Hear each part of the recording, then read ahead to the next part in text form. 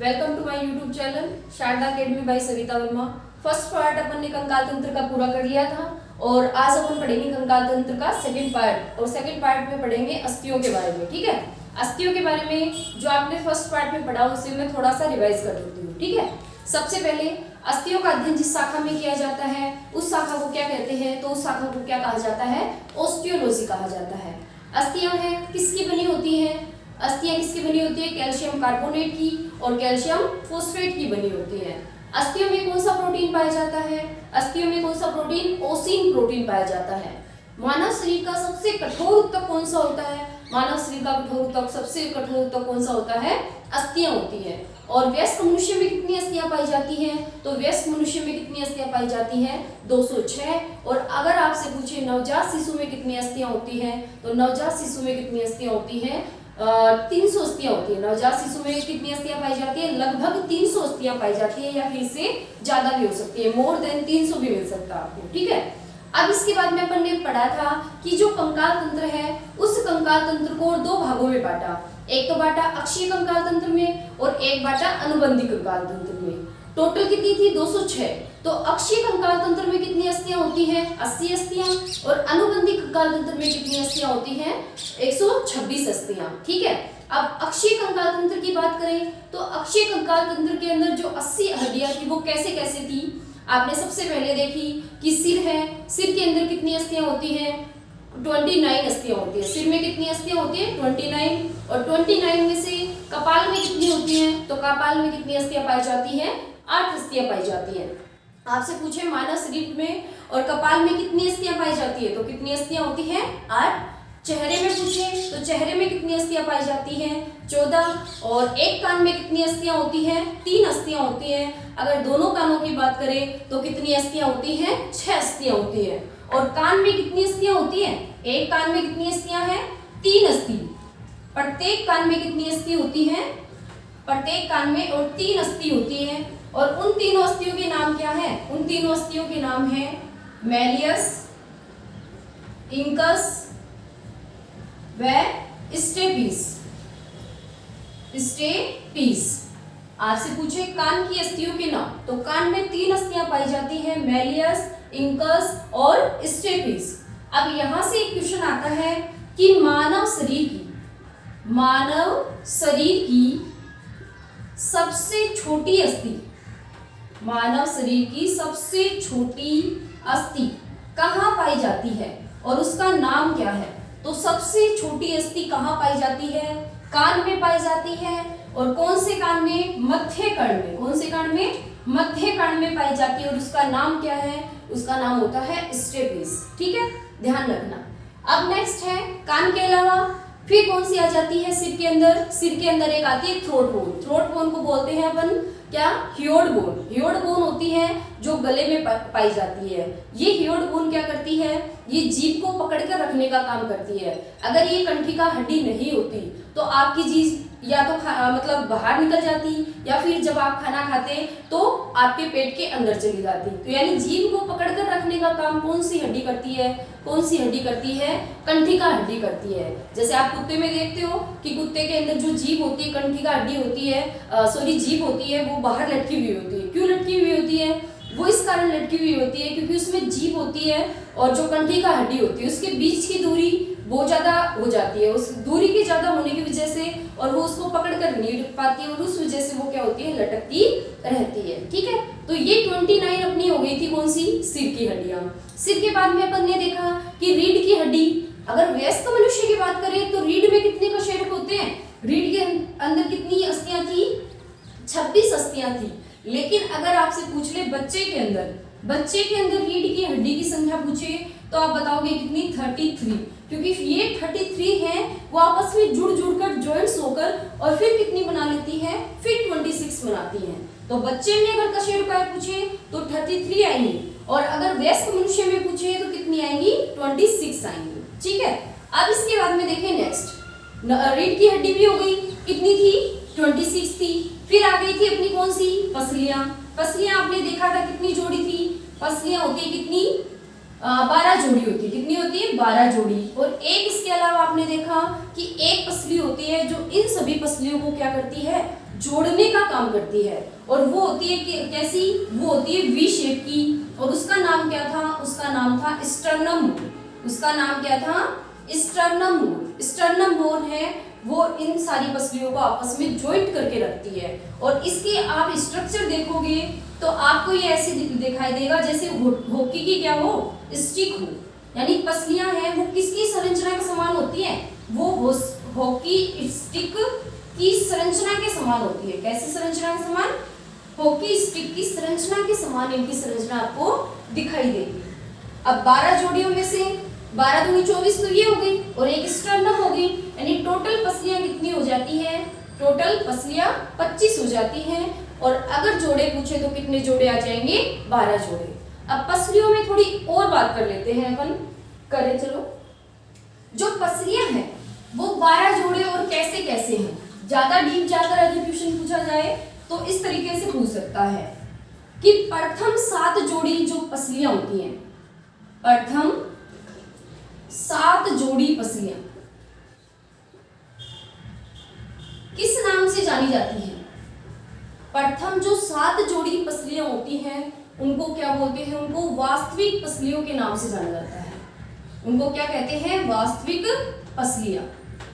ठीक है, इसके बाद 7 जोड़ी तो हो गई, 7 के बाद में कौन सी, 8वीं, 9वीं और 10वीं।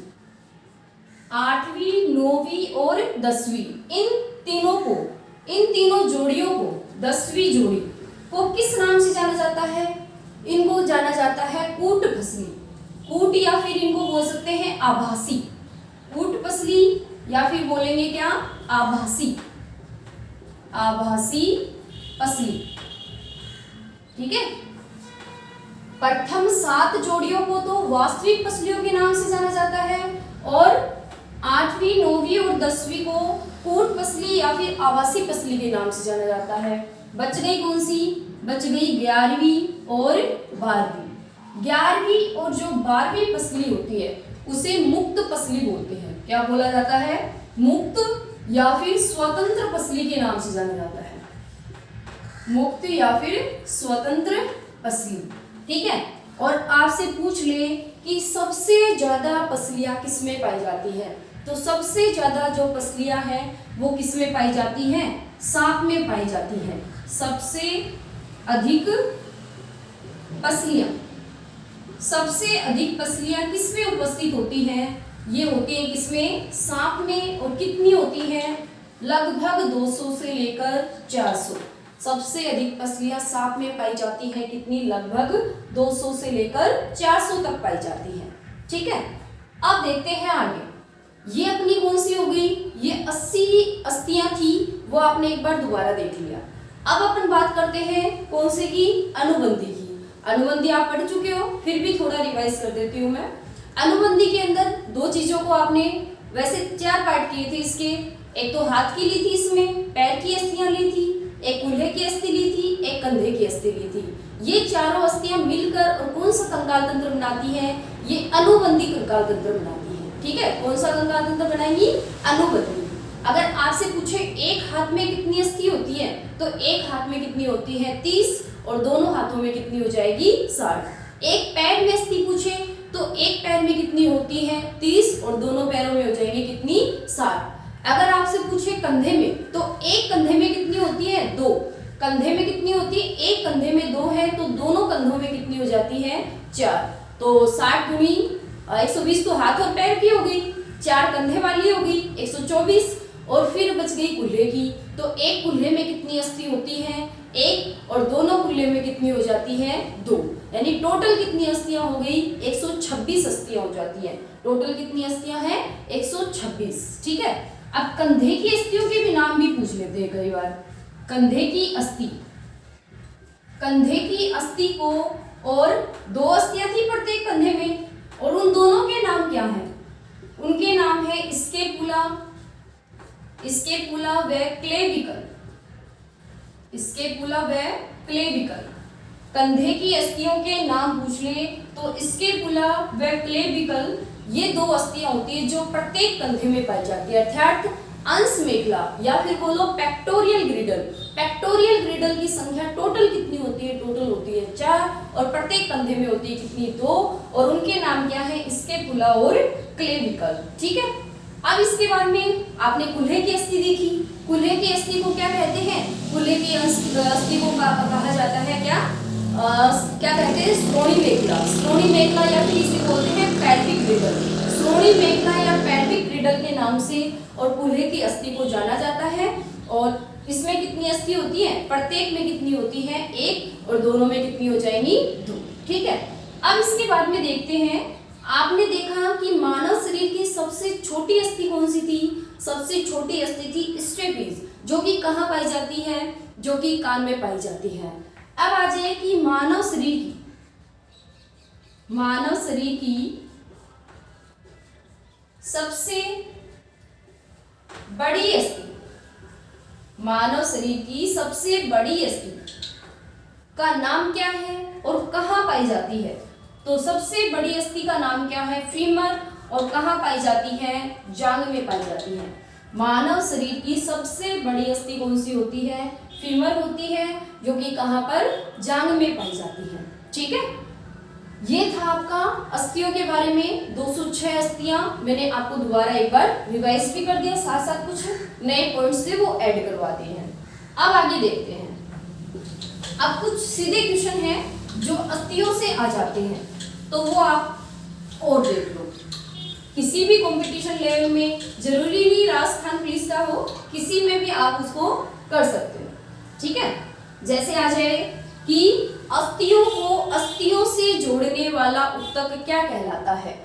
अस्थियों को, सीधे क्वेश्चन है ये, अस्थियों को अस्थियों से जोड़ने वाला ऊतक क्या कहलाता है? क्या कहलाता है? लिगामेंट।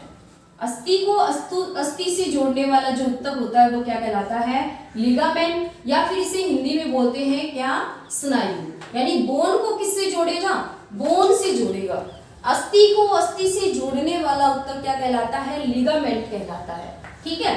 अब आ जाए कि अस्थियों को, किसको? अस्थियों को मांसपेशियों से, मसल्स से, अस्थियों को मांसपेशियों से जोड़ने वाला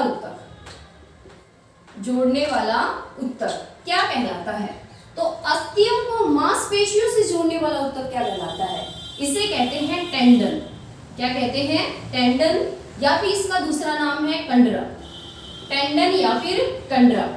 और ये किसको जोड़ेगा? ये बोन को किससे जोड़ेगा? मसल्स से। बोन को, अस्थियों को मांसपेशियों से जोड़ने वाला ऊतक कौन सा होता है? ये होता है टेंडन होता है। ठीक है। और है, नेक्स्ट है कि मानव के अंदर, और अस्थियों के बारे में अपन बात कर रहे हैं, और अस्थियों के बारे में थोड़ा और देख लेते हैं कि अस्थियां हैं उनसे कौन कौन से रोग हो जाते हैं। मानव शरीर की मजबूत पेशी कौन सी होती है? सबसे मजबूत अस्थि कौन सी होती है? तो मानव शरीर की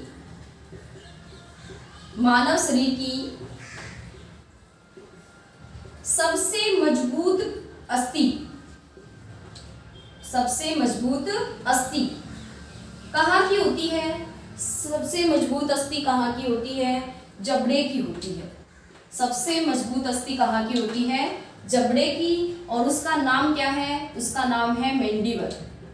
सबसे मजबूत अस्थि कहाँ की होती है? जबड़े की होती है, और उसका नाम क्या है? मैंडिबल। ठीक है। ये थे अस्थियों के बारे में नॉर्मल बात। अब देखेंगे अस्थियों से कौन कौन से रोग संबंधित होते हैं। अब देखेंगे कि अस्थियां हैं उनसे कौन कौन से रोग हैं, जो इनकी कमी से, या फिर अस्थियों में कौन सा विटामिन होता है, किससे ये बनी होती है, और कैसे इनसे रोग होते हैं। तो नेक्स्ट, अस्थियों से संबंधित रोग। ठीक है। और पहला रोग है इसमें रिकेट्स। सबसे पहला रोग है अस्थियों से संबंधित कौन सा? रिकेट्स। जो रिकेट्स रोग है वो बच्चों के अंदर, बच्चों में विटामिन डी की कमी से होता है। बच्चों में विटामिन डी की कमी से कौन सा रोग हो जाता है? रिकेट्स रोग हो जाता है। इस रोग में अस्थियां हैं वो क्या हो जाएंगी? बहुत ज्यादा कमजोर हो जाती हैं और व्यक्ति का जो शरीर है एकदम ढांचे सा दिखाई देने लग जाता है। इसलिए इसको क्या बोलते हैं? रिकेट्स रोग को सूखा रोग के नाम से भी जाना जाता है। ठीक है, अब नेक्स्ट है ऑस्टियोपोरोसिस। ऑस्टियोपोरोसिस ऑस्टियोपोरोसिस क्या होता है? ऑस्टियोपोरोसिस के अंदर क्या हो जाता है? कैल्शियम कार्बोनेट व कैल्शियम फॉस्फेट की कमी हो जाती है। और अस्थियां किससे मिलकर बनी होती हैं? कैल्शियम कार्बोनेट से और कैल्शियम फॉस्फेट से। जब इनकी कमी हो गई तो अस्थियां हैं वो धीरे धीरे उनका क्या हो जाएगा? क्षरण होना स्टार्ट हो जाएगा, मतलब वो धीरे धीरे टूटनी स्टार्ट हो जाएंगी। और टूटनी स्टार्ट हो गई, इसको क्या बोलते हैं? पोरोसिस। उनका पाउडर सा टूटने लग जाता है, इसे कहते हैं ऑस्टियोपोरोसिस। ठीक है, नेक्स्ट है अपना कौन सा? अस्थियों से रिलेटेड रोग है टिटेनी। अस्थियों से संबंधित है टिटेनी। टिटेनी में क्या होता है? टिटेनी में एक तो विटामिन डी व कैल्शियम दोनों की कमी हो जाती है। विटामिन डी की कमी हो जाती है और कैल्शियम की भी कमी हो जाती है। इसकी वजह से जो अस्थि होती है, अस्थियां बहुत ज्यादा क्या हो जाती है? पतली हो जाती है। अस्थियां होती है वो पतली हो जाती है। ठीक है, टिटेनी रोग में क्या होगा? विटामिन डी और कैल्शियम दोनों की कमी हो जाएगी, जिसकी वजह से अस्थियां क्या हो जाएगी? पतली हो जाएगी। और अस्थियों से संबंधित एक रोग और है, वो है जोड़ों का दर्द। जोड़ों का दर्द वो कैसे होगा? यानी जो अस्थियां होती है, जब अस्थियों के बीच में, जॉइंट्स में और जोड़ों के अंदर और क्या इकट्ठा हो जाता है? लैक्टिक एसिड, लैक्टिक अम्ल या यूरिक अम्ल। लैक्टिक अम्ल व यूरिक अम्ल के इकट्ठे होने से और क्या होता है? जोड़ों में दर्द होता है। लैक्टिक अम्ल या यूरिक अम्ल के इकट्ठे होने से जोड़ों में क्या होता है? दर्द होता है। कंपटीशन एग्जाम में क्वेश्चन आता है कि थकान का अनुभव, या फिर जब आप एक्सरसाइज करते हो तो आपको जल्दी थकान का अनुभव किसके इकट्ठे होने के कारण होता है? तो किसके इकट्ठे होने के कारण होता है? वो लैक्टिक अम्ल या यूरिक अम्ल है, वो आपके जॉइंट्स में इकट्ठा हो जाता है, जिसकी वजह से आपको थकान का अनुभव होने लगता है। ठीक है, अब अस्थियों से संबंधित लगभग मैंने सारे क्वेश्चन आपको करवा दिए। अब थोड़ा पढ़ेंगे अपन किसके बारे में? मांसपेशियों के बारे में, मसल्स के बारे में देखेंगे। ठीक है, और मसल्स को करके और इसी टॉपिक को क्या करेंगे? कंप्लीट करेंगे। अब पढ़ेंगे इसके अंदर मांसपेशी या फिर मसल्स। ठीक है, सबसे पहले देखेंगे कि मांसपेशियां हैं, मांसपेशियों का अध्ययन किस शाखा में किया जाता है? तो मांसपेशियों का अध्ययन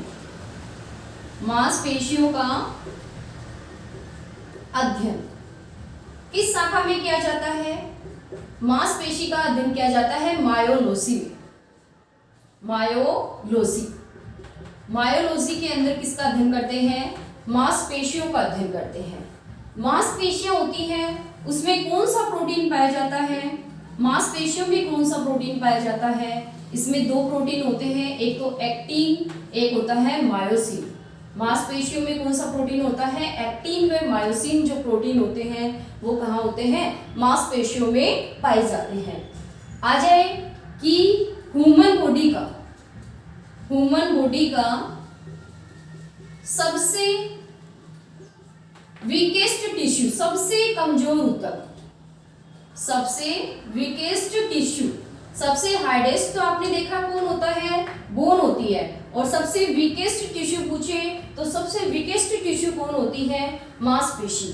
सबसे कमजोर जो ऊतक होता है वो होती है कौन? मांसपेशियां होती हैं। और ये किसकी बनी होती हैं? ये इसके अंदर एक्टिन व मायोसिन प्रोटीन पाया जाता है। प्रोटीन और एमिनो एसिड से मिलकर ये बनी होती है।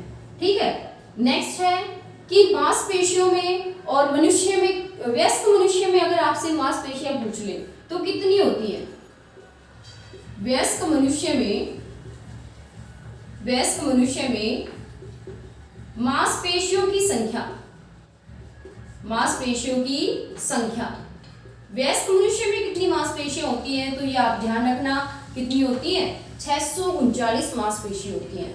वयस्क मनुष्य में कितनी मांसपेशियां होती हैं, 639। और अगर पूछे किसमें, बच्चे में, बच्चे में, तो बच्चे में कितनी होती है, मोर देन 700, लगभग 700 या फिर 700 से अधिक भी मिल सकती है। बच्चे में मांसपेशियां कितनी होती है, मोर देन 700 होती है। अब बात करेंगे, एक बार रिवाइज कर लेते हैं इसको। मांसपेशियों का अध्ययन किस में किया जाता है, मायोलॉजी के अंतर्गत किया जाता है। कौन सा प्रोटीन होता है, एक्टिन व मायोसिन प्रोटीन होता है। ह्यूमन बॉडी का सबसे कमजोर ऊतक कौन सा होता है, तो सबसे कमजोर ऊतक कौन सा होता है, मांसपेशी होती है। वयस्क मनुष्य में कितनी मांसपेशियां पाई जाती हैं, तो कितनी होती है, 639 होती हैं। और बच्चे में कितनी मांसपेशियां पाई जाती हैं, तो कितनी पाई जाती हैं, 700 पाई जाती है। नेक्स्ट देखते हैं, ठीक है। अब है मांसपेशियों से संबंधित कि सबसे कमजोर मांसपेशी कौन सी होती है, सबसे बड़ी कौन सी होती है, सबसे लंबी कौन सी होती है, सबसे मजबूत कौन सी होती है। ये क्वेश्चन हो रहा जाते हैं। सबसे पहले देखें, सबसे मजबूत मांसपेशी, सबसे मजबूत मांसपेशी कहाँ की होती है, ये होती है जबड़े की। सबसे मजबूत मांसपेशी कहाँ की होती है, जबड़े की होती है, ठीक है। और सबसे बड़ी मांसपेशी, सबसे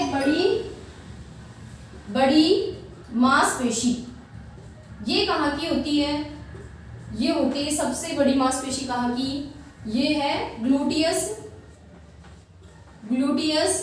मैक्सिमस,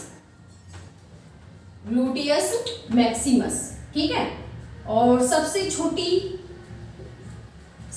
छोटी मांसपेशी का क्या नाम है, सबसे छोटी मांसपेशी होती है स्टेपीडियस।